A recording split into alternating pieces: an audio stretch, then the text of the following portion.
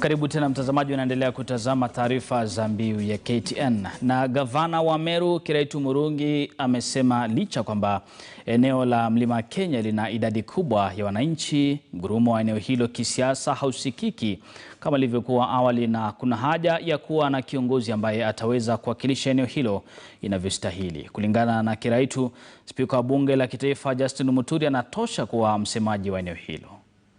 We have not yet become a nation. We are a state with very many subnationalities, and I think all these subnationalities need a voice, which you all bring to the national level, articulate interests, and then we can manage our interests now as a country when everybody is sitting at the table. For us in Mount Kenya region,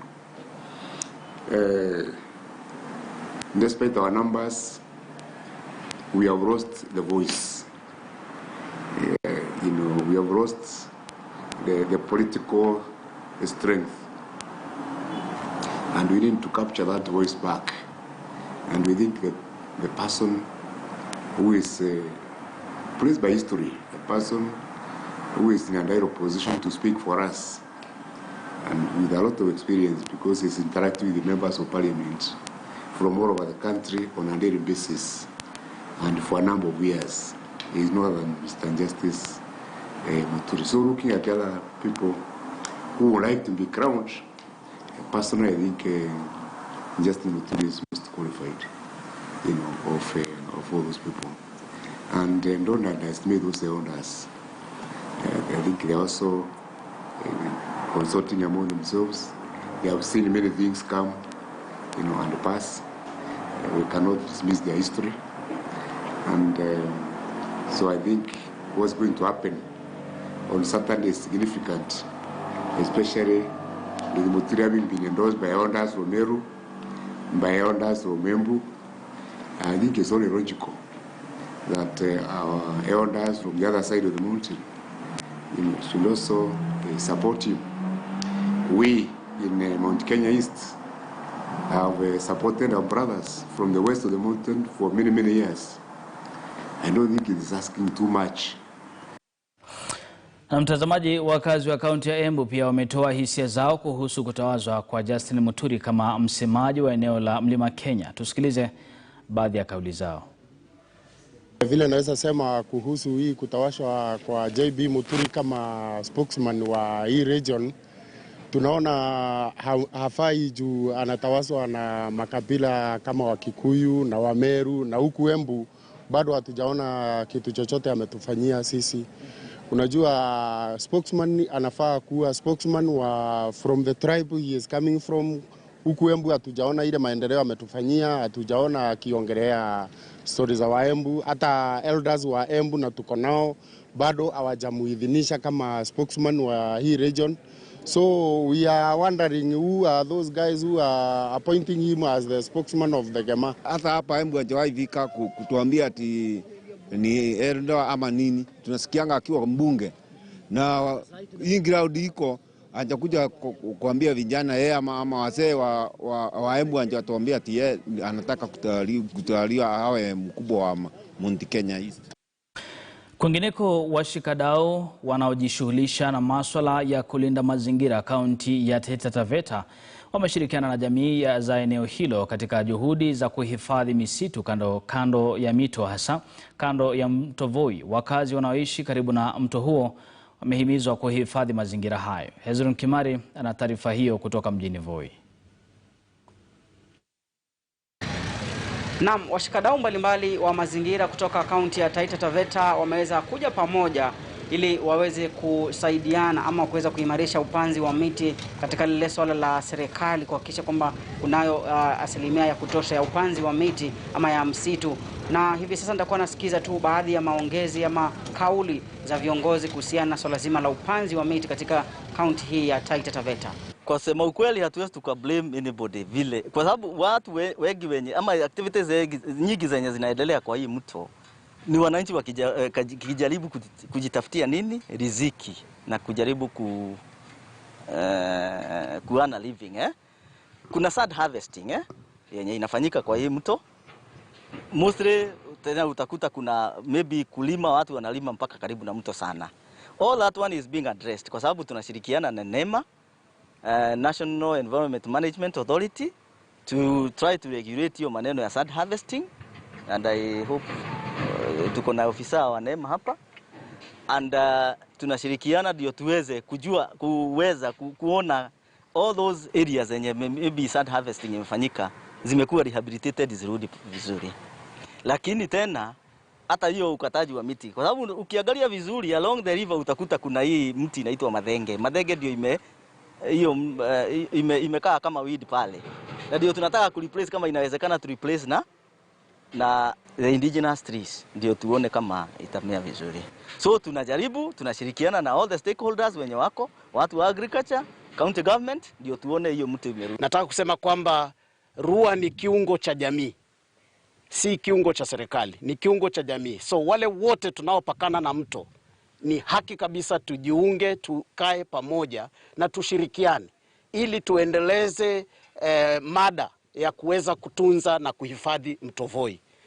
Nataka kusema kwamba yale ambayo tunayaona yakifanyika mtoni, nataka kushukuru sana pia NEMA kwa sababu tumeshirikiana na tumeona wakianza hatua ya kuanza kufanya ukaguzi wa shughuli nzima ya utoaji mchanga katika mto Voi. Na hivyo basi wameenda hata kuanza kutambua vikundi na kuvisajili ili viweze kutoa mchanga kando na ndani ya mto. Hiyo ni hatua kubwa sana, na hiyo inatia moyo kwa sababu tunaelekea mahali. Jambo lingine ni kwamba tutakuwa na hali ya kuona kwamba sisi sote kama jamii tuone kwamba tumeshirikiana. Yale ambayo yanazungumzwa na bwana DCC, swala lizima hili la watu kuingia mpaka maeneo ya uhifadhi wa mito. Hivi sasa tumekuwa na mazungumzo na Taita Taveta County Government na tumekubaliana kuna haja, na hata waziri wa ardhi ana mipango ya kushirikiana na Rua kupeg Voi River kuanzia mwisho wa mpaka kule inakutana na Savo East mpaka kuelekea mto Mogoti mpaka Msau. Kwa hivyo tutafanya pegging ya kutambua eneo ambalo ni la uhifadhi la mto Voi. Hapo mtoni kabisa karibu na maji tukasema tuweke vetiver grass. Vetiver grass ina maana kwa hali nyingi sana. Ina faida kwa mwananchi na pia ina faida katika viwanda. Tukasema tukitoka kwa vetiver grass tunaenda kwa bamboo. Bamboo nchi zingine za Ulaya huko za Asia wanategemea kwa viwanda kadhaa. Inafanya furniture, inafanya ujenzi, inafanya mambo mengi. Tukasema basi kila mtu ambaye amepakana na mto apande bamboo kwa shamba yake ili avune, atengeneze kando na hiyo furniture pia atengeneze makaa yake. So kwa hivyo mtu akiwa amepanda bamboo yake, hata kama mtu anakuja kutafuta mchanga, lazima amzie, maana anaingilia katika pato lake. Maybe the only way we can get some kind of assistance is through the county assemblies, if they can come up with bylaws to regulate. But what I know, they have been regulating. As you have heard, we are expecting someone from the county government, maybe can respond to those.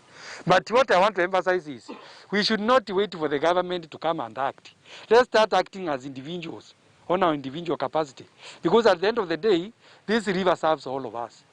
And we would not like it to just disappear. Two, this issue of tree planting should be continuous. So it's not the issue of time frame and what have you. It's supposed to be continuous. And you can see the challenges we have here in Taita Taveta. Sometimes, especially in Voi, we don't get enough rainfall. So that's why you find we have involved the youth so that they can assist us to nurture these trees. So we don't have a timeline, it's a continuous. Because we're expecting maybe if we can have the survival rate of 70, next time we plant, we have the survival rate of 70. Soon this area will be rehabilitated, the river will be rehabilitated. And two, we also want to use this tree planting to make sure that we prevent maybe those people might come and invade this land. Maybe for some of those activities. Like you can see across, people have constructed their homes very near to the river. But I'm sure if we have these trees and they are well protected, these people will not extend out to the banks of the river. And it's what we call, it's a joint effort. The county government, the forest, the NEMA, the private sector. That's why we find the Voi point here.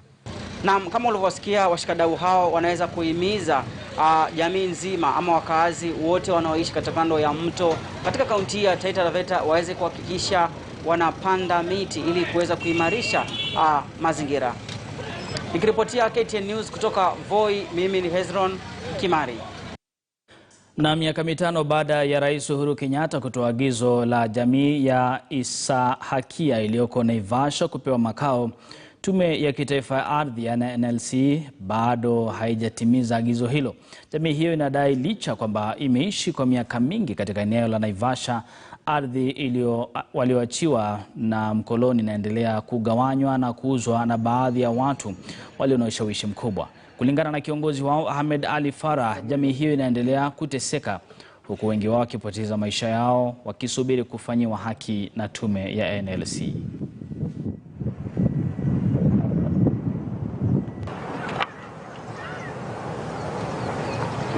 Sasa tunataka ardhi yetu ameshatunipa. Ongeni watu wa Land Commission ndio watunipe ardhi yetu. Yeye ameshatamka ili turudishiwe. Kitu tunalia kwa rais yetu, ajue National Land Commission ni kama wanafanya kusudi kudelay igrabiwe. Sasa we don't know the truth. Kwa maana wale wa mbele walidelay hivyo, ardhi yote ikaenda. Na sasa bado inaendelea ikienda. Tutaongoja paka lini? Tunaona wameweka fence hapa, wameweka upande ile, mageti zimewekwa, watchman wanaweka vizuizi kwa kila kona. Na ardhi si yao, ni yetu. Wao wakiulizwa barua ya hii ardhi hakuna aliyenaye. Wao wote wenye wanajenga kwa barua zao za magendo.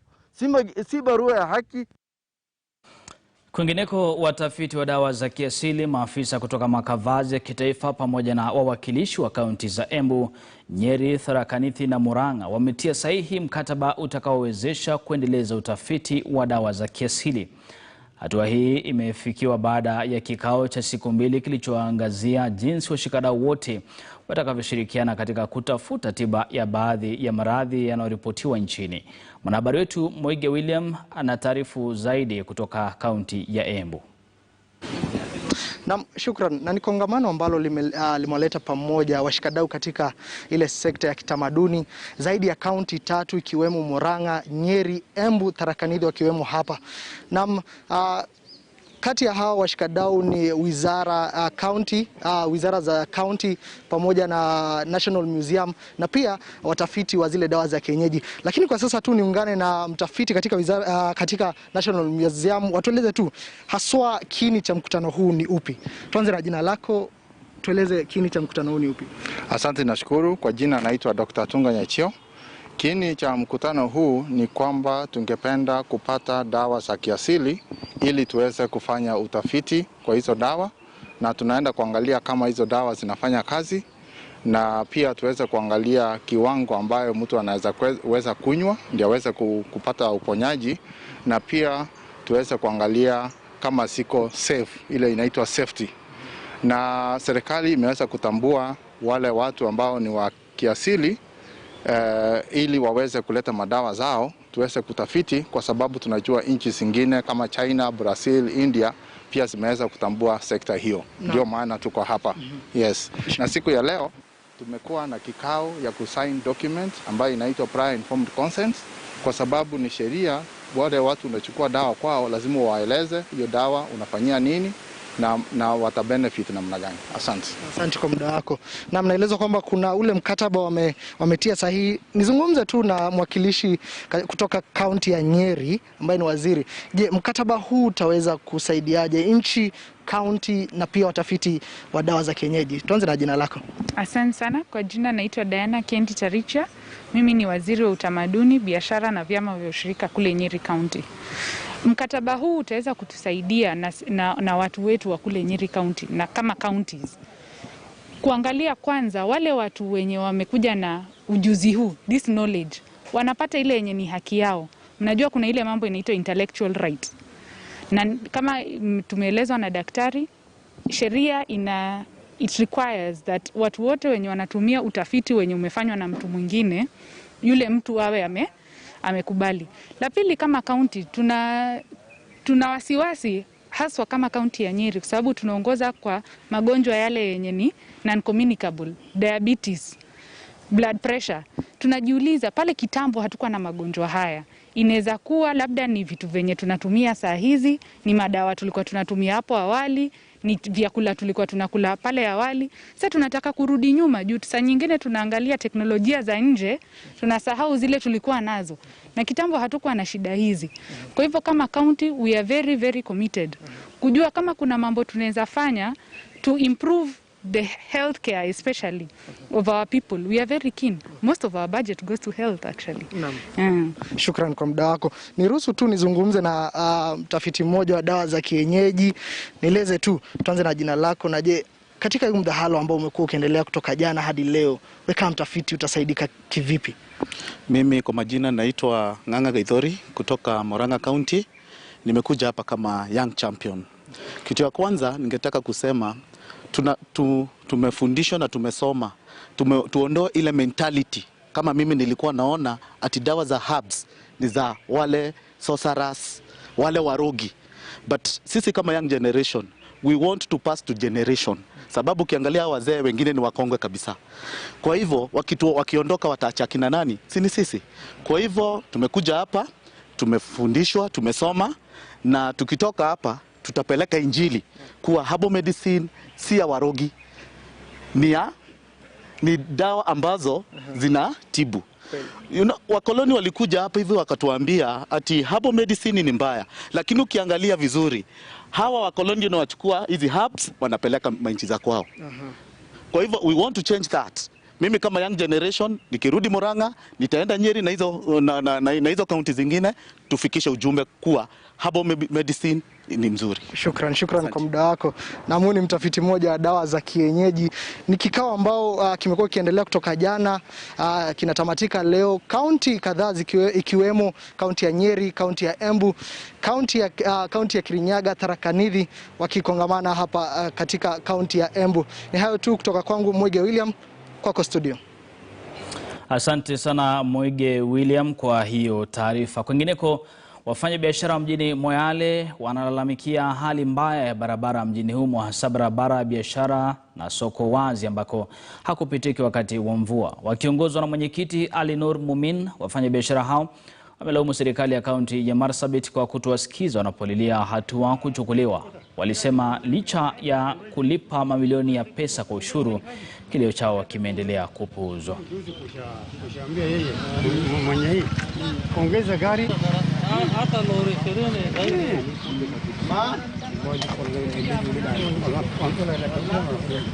This road has been serving the entire Moyale constituency or Moyale sub-county for that matter.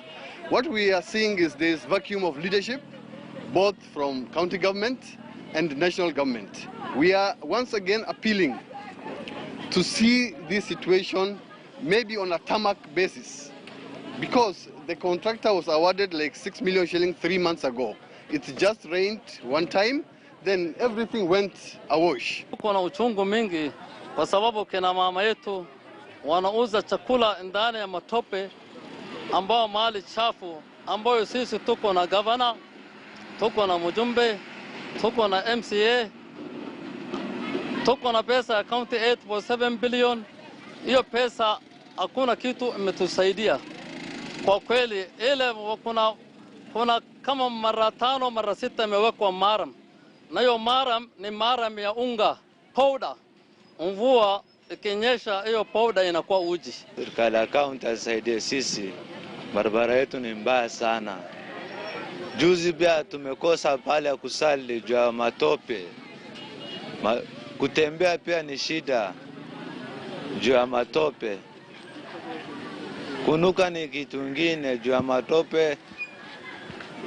Kuacha ni mambo ya corona, tunaleta chafu ngine, wadudu ni mingi. Masikitiko ni kuwa tuko na serikali mbili, ya kaunti na pia ya serikali kuu, ambayo hakuna moja ambayo ameweza kufikiria yale ambao yanasumbua wananchi. Barabara nao ndio hii ya kuelekea wapi? Biashara street, ambao biashara kuu inafanyika.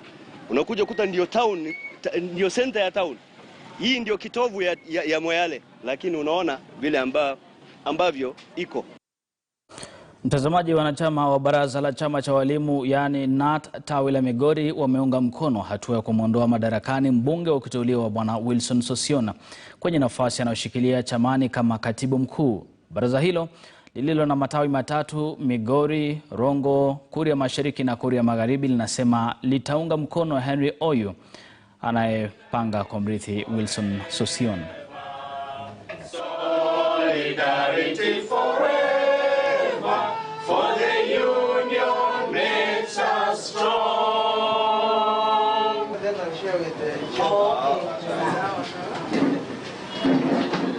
Musitoke sijasema. Solidarity. Kuna swali. Tumeamua kwamba hatutarudi nyuma. Tumeshaamua kwamba Sossion ni lazima aende nyumbani, liwe liwalo. Lazima aende, tuweke uongozi mwingine ambao ni uongozi mwafaka utakaozungumza na serikali ya taifa hili, kwa sababu chama cha walimu, ningependa kusema kwamba chama hiki kazi yake kuu sio kupigana na serikali, bali ni kukaa chini na serikali hiyo na kuzungumza kwa masuala yale yote ambayo yanayoonekana kwamba walimu wanahitaji kufanyiwa. We want our union which has been down to be restored. The poor labor relations between the Teacher Service Commission and KNUT to be restored. The crippling of our 110 branches by the government to be restored. And we believe that this new leadership of KNUT, spearheaded by a new Secretary General, Collins MBIU, a new National Treasurer, James Muondiku, and also a new National Chairman, Patrick Karinga, will steer the union to greater heights so that its lowest ebb, where it has been, can be raised for it to serve the teachers of Kenya. Gavana wa kaunti ya Kitui Charity Ngilu amesimamisha shughuli za kuvuna mchanga katika mto Kivou huko Mwingi. Ngilu alichukua hatua hiyo baada ya kilio cha wenyeji kwamba zoezi hilo lilikuwa linahatarisha mto huo wanaotegemea sana kwa maji. Ametoa amri kwa maafisa wa usalama kuhakikisha kuwa hakuna gari lolote litakalofika kwenye mto wote huko Mwingi kwa shughuli ya kuvuna mchanga. Shughuli ya kuvuna mchanga itakubaliwa tu kwenye mto wa Kiromboko unaopakana na Kiambere huko Mwingi Magharibi.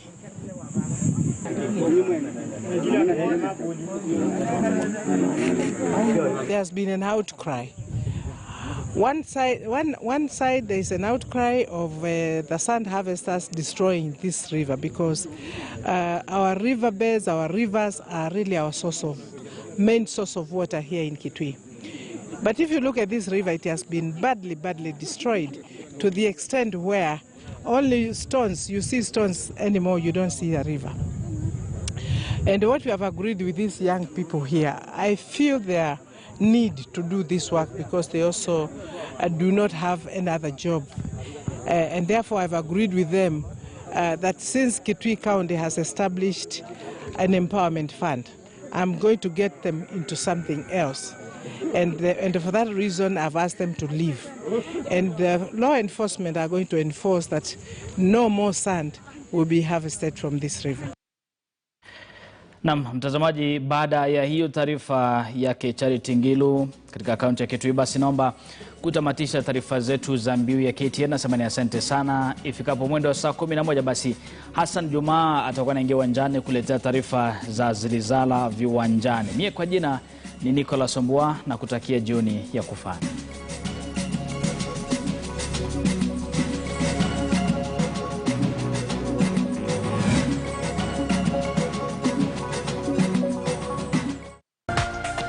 This is KTN.